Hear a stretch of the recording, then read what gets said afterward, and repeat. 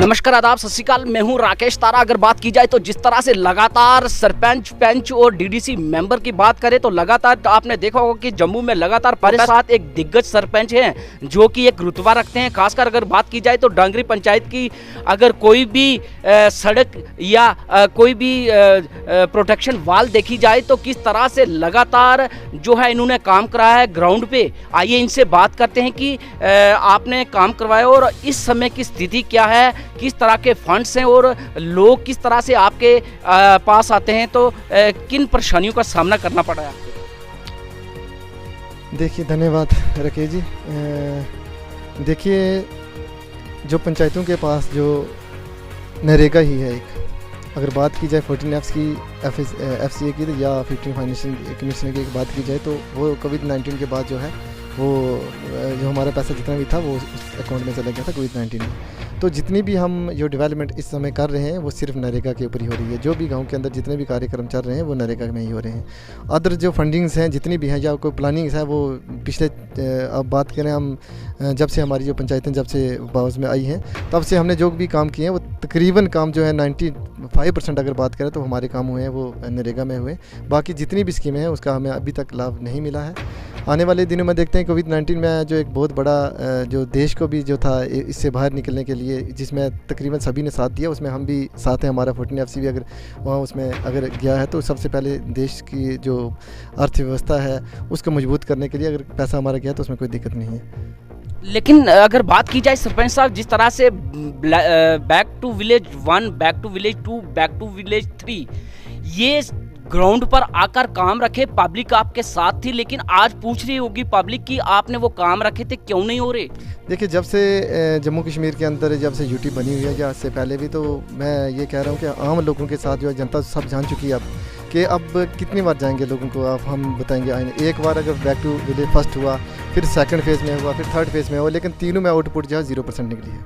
इसमें मैं आपको बताता चलूँ कि आज तक आज की डेट तक हमें बैक टू विलेज से 1 रुपया भी अभी हमारी लोगों को बेनिफिशरीज़ को नहीं मिला है। अभी जो हमें 10 लाख रुपया पिछले दिनों में हमारे जो मनोज सिन्हा साहब जो हमारे उपराज्यपाल इस समय के हैं उन्होंने कहा था कि 10-10 लाख रुपया सभी पंचायतों को दिए जाएंगे। तो आज तक जो हमें हमारे पास जो अभी जो रूरल डिपार्टमेंट में अभी 10-10 लाख रुपया उन्होंने दिया है बैक टू विलेज का, उसमें हमने एक ही काम रखा। आप समझते हैं इस बात को कि एक गाँव के अंदर अगर किसी भी गाँव के अंदर जो लोग रह रहे हैं कम से कम 3-4 हज़ार जो बेनिफिशरीज होते ही हैं। 10 लाख रुपये आप कहाँ रखोगे? मतलब आपने बैक टू विलेज फर्स्ट में जितने आपने खर्चा किया होगा, मैं समझता हूँ कि जितने डिपार्टमेंट के लोग बैक टू विलेज फर्स्ट में आए होंगे, अगर उनकी सैलरी ही मैं अगर जमा करूँ या जितने भी लोग यहाँ पर आए थे 10 लाख तो एक ही दिन का बन जाता होगा। तो कहीं ना कहीं ये है इस तरह की जो प्लानिंग या इस तरह की स्कीमें जो है मुझे नहीं लग रहा कि सरकार ये प्रैक्टिकल कर रही है हमारे लोगों के ऊपर। जिस तरीके से इन्होंने BDC में किया, DDC आज हालात देखिए जम्मू के अंदर जो प्रोटेस्ट चल रहे हैं, आखिर ये क्यों हो रहा है? इसके सोचना चाहिए सरकार को। आपने VDC बना दिए, लेकिन VDC को कहाँ क्या उनके पास पावर है? क्या है VDC के पास? आज 2 साल के VDC को मुझे नहीं लगता कि VDC का एक भी, इससे तो अच्छा तो सरपंच पावरफुल है। अपनी पंचायत में कम से कम नरेगा में काम तो करवा सकते हैं ना। अगर एक VDC बनता है, VDC के आगे जब जो 100-200 लोग जो 140 जो हमारे मेंबर्स हैं, जब उसके पास जाके रखेंगे बात कि हमारा ये प्लान ये काम, उसको तो मुझे नहीं लगता कि वो उसका सरपंच ही मानता हो VDC का जो चेयरमैन है। हालात जो हैं वो बदतर से बदतर हो गए हैं। ऐसा लग रहा है कि राजनीति जम्मू कश्मीर के अंदर करना जो है वो बड़ी जलालत और जलील होने वाली बात है। आज जो हालत आप देख रहे हैं DDC के चेयरमैन के जम्मू के अंदर किस तरीके से उन्होंने होटल जो है खाली करवाया कि उनके सामान को बाहर फेंका गया, तो कहीं ना कहीं ये जो है ये क्या दिशा रहा है, क्या कर रही है एडमिनिस्ट्रेशन, हमें कोई समझ नहीं आ रही। अगर बात की जाए तो जिस तरह से back to village 1, back to village 2, back to village 3 लगातार 3 प्रोग्राम कराने से अच्छा था कि बैक टू विलेज 1 में ही काम करवाए जाते और जब वो पूरे होते तो फिर ये दोबारा 2 आगे रखे जाते। देखिए, मैं ये कह रहा हूँ कि अब ये नहीं पता कि अब 2 मुझे लग रहा है कि इसी हफ्ते में या इसी अगले महीने में ये ना हो कि बैक टू विलेज 4 के भी ऑर्डर कर दे सरकार। ये वाली पीछे कुछ हो नहीं रहा तो आगे आप जो नहीं करोगे नेक्स्ट हमने ये सोचा बैक टू विलेज फर्स्ट जब करवाया लोगों की नाराजगियाँ थी, सेकंड में नहीं करेंगे, फिर दोबारा उनको आश्वासन दिया कोई बात नहीं हम काम करेंगे जितना हो पाएगा। सेकंड में फिर लोगों को लाया गया, सेकंड में भी नहीं हुआ काम, थर्ड में फिर भी रखा गया, थर्ड में फिर भी हमने ये कहा चलो ठीक है, कुछ ना कुछ सरकार जो कोविड-19 का दौर चल रहा है, इसमें अगर जो हमारे जो देश में क्राइसिस आए हुए हैं तो इसमें हमें लोगों को कॉपरेट करना चाहिए ताकि कुछ ना कुछ बेनिफिट जो लोगों को मिले। तो जो कुल मिलाकर जो जितनी भी स्कीमें चल रही हैं वो केंद्र की जो चल रही हैं वही चल रही हैं, बाकी जम्मू कश्मीर यूटी एडमिनिस्ट्रेशन का लोगों के बीच में 0% जो है वो काम हो रहे हैं। सरपंच साहब, अगर बात की जाए तो जिस तरह से लोग जो है इन प्रोग्रामों में शामिल हुए और लोगों ने देखा कि आपने क्या क्या काम रखे, तो कहीं ना कहीं आपको दिक्कत आ रही होगी। शाम सुबह आपके घर लोग आते होंगे कि ये काम रखे थे नहीं हुए, तो कैसा मन में फील होता है और क्या जवाब देते हैं? देखिए, मैं पहले बता देना चाहता हूँ मैं आपको कि हमारे जो भी काम रखे हमने उतने ही काम रखे बैक टू विलेज में भी, कि जो काम हो सके, नहीं हो सके तो पंचायत खुद करवा सके। हमने उसको नरेगा में करवा दिया, या जिस टाइप से हो सकता था हमने पॉसिबिलिटी उस टाइप में की। काफ़ी बड़े वादे लोगों को हमने समझ बाग लोगों को दिखाई नहीं, हमें पता था कि जब हमारे पास आएगा तो तब देखेंगे। प्लानिंग जो हमने लोगों को नहीं बताई, क्योंकि जो हमारी प्लानिंग थी पानी के ऊपर जो हमारी प्लानिंग थी, रोड्स के ऊपर जो प्लानिंग थी, या बाकी जितने सेक्टर्स में जो हमारी जितनी भी प्लानिंग थी, तो हमने प्लानिंग लोगों को जाके जो भी हमारे जो लोग थे उनको बताया कि हमने यहाँ से ये रखा है ये वाला। अब लोग समझते हैं यहाँ के पढ़े लिखे जनता है, इसमें खाली एक पंचायत तो हमारी है नहीं है कि लोग हमारे पर करेंगे। लोग सभी सारी जगहों से, अगर डीडीसी की ये हालत हो रही है, वीडीसी के चेयरमैन की हालत हो गई, तो सरपंच के ऊपर उन लोगों को पता है कि हम सरपंच को जाके क्या दबाव दें। धीरज जी, लास्ट में हम एक प्रश्न पूछना चाहेंगे। बड़े बड़े दिग्गज नेता बैठे हुए थे, अगर बात करें डांगरी में भी और डूंगी ब्लॉक में भी, और कहीं ना कहीं लोगों ने जो है उन्हें भरपूर तरीके से बताया कि पब्लिक का जो मत का दान होता है किस तरह से होता है, साफ जाहिर कर दिया। सर, मैं समझा नहीं किस टाइप के दिग्गज लोग थे, मतलब किसी पार्टी विशेष से थे या? हाँ, पार्टी के लोग थे जिन्होंने दिग्गज अपने जो नेता छोड़कर बाहर से जो है लोग कैंडिडेट चुने। उन्होंने चाहा कि ये लोग जीत जाएंगे, ये पार्टी का मंशूर था कि बाहर से ही लोग ले जाएं और जीतेंगे, तो क्या कहेंगे? देखिए, सबसे बड़ी बात है कि जनता का जनार्दन जो है पार्टी के अपने वोट्स होते हैं। कोई भी पार्टी अगर पावर में है तो उसके वोट्स अपने होते हैं, वो किसी को भी आगे लेके उसको जो पार्टी का वोट है वो कहीं नहीं जाता, वो लोगों को जाता है। अब हम अगर बात करते हैं यहाँ पे काफ़ी काम जो केंद्र सरकार द्वारा किया गया, उसकी उपलब्धियों को लेके लोगों के बीच में गए।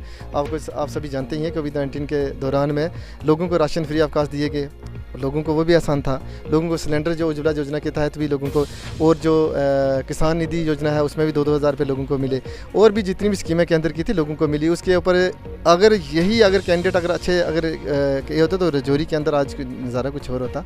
काला जो डांगरी हो या रजौरी हो या दूसरे भी जो सराउंडिंग एरिया थे, ये सारे के सारे जो ये बीजेपी के थे। जी जी, सरपंच साहब, जिस तरह से अगर बात की जाए तो आज भी आज समाज के कार्य कर रहे हैं, और ख़ासकर आपको ये पता है कि अगर किसी पार्टी से कोई जुड़ा है 15, 20, 25 साल से, अगर उसको इग्नोर किया जाता है तो कहीं ना कहीं पब्लिक भी जानती है कि अगर एक वर्कर का जो है रुतबा इतना गिरा देते हैं तो और जो मेंबर्स होंगे उनका क्या होगा? देखिए, सबसे पहले मैं आपको बताता चलूं कि हमारा जीवन जो है अब पैसे कमाने के लिए नहीं आया। आज डीडीसी के चेयरमैन, मैं फिर वही बार वही दोहरा रहा हूं कि काफ़ी डीडीसी के चेयरमैन ऐसे हैं जिन्होंने काफ़ी हद तक जो है पैसे उन्होंने जो खर्च किया है, तो आज जाकर जम्मू में बैठे हैं। वो सिर्फ अपनी सैलरी की बात किया, प्रोटोकॉल की बात नहीं कर रहे। लोगों के जो वादे इन्होंने किए, लोगों के बीच में गए, कहीं जाकर उन्हें पुल दिए, कहीं पर जाके रोडें दी, कहीं पर जाके इन्हें हैंडपम्प दिए। मतलब तकरीबन कोई ऐसा एरिया नहीं होगा जिसके कहीं ऐसे भी घर होंगे जहाँ की जाके ये नौकरियाँ भी बांट कर आए। तो आज वो लोग जो हैं इनको पूछ रहे हैं कहाँ गए आपके जो वादे। तो इससे मैं फाइनली यही कहना चाहूँगा कि इस तरह के झूठे वादे, झूठे प्रचार करके लोगों के बीच में जाना, वापस भी लोगों के बीच में जाना होता है। तो कहीं ना कहीं जो आज वो लोग ऊपर बैठे हैं, वो आज आप देख रहे हैं कि अपने होनरेरियम के ऊपर जा रहे हैं कि हमारी सैलरी नहीं है, सैलरी नहीं है, सैलरी नहीं है। तो कहीं ना कहीं जो है सबसे पहले जो है लोगों के प्रोटोकॉल, जो मैं ये अपील करना चाहूँगा जम्मू कश्मीर की एडमिनिस्ट्रेशन से कि जो खास करके जो हमारे डीडीसी के चेयरमैन जो जीत के आए हैं, जो मेंबर साहिबान जो मिले, इनको पावर्स दी जाएँ, इनके अपने जो राइट्स हैं, ताकि आपने इलेक्शन करवाया है कम से कम अपनी कॉन्स्टिट्यूंसी में जाके लोगों के काम करेंगे।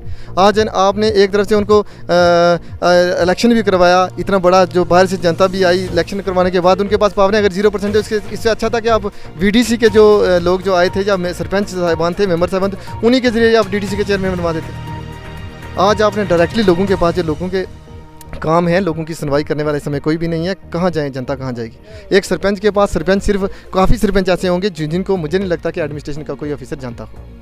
डिस्ट्रिक्ट के अंदर ऐसे भी होंगे कि कि उनको डिस्ट्रिक्ट एडमिनिस्ट्रेशन का आदमी को जानता हो। तो मैं यही कहूँगा, अपील करूँगा लास्ट अंतिम में अपने उपराज्यपाल साहब से कि जम्मू कश्मीर के अंदर जितने भी डीडीसी के मेंबर जो जीत कर आए हैं, इनके प्रोटोकॉल फिक्स किए जाएँ, जो इनकी जितनी भी पावर्स हैं, जो लोगों के काम करवा सकें।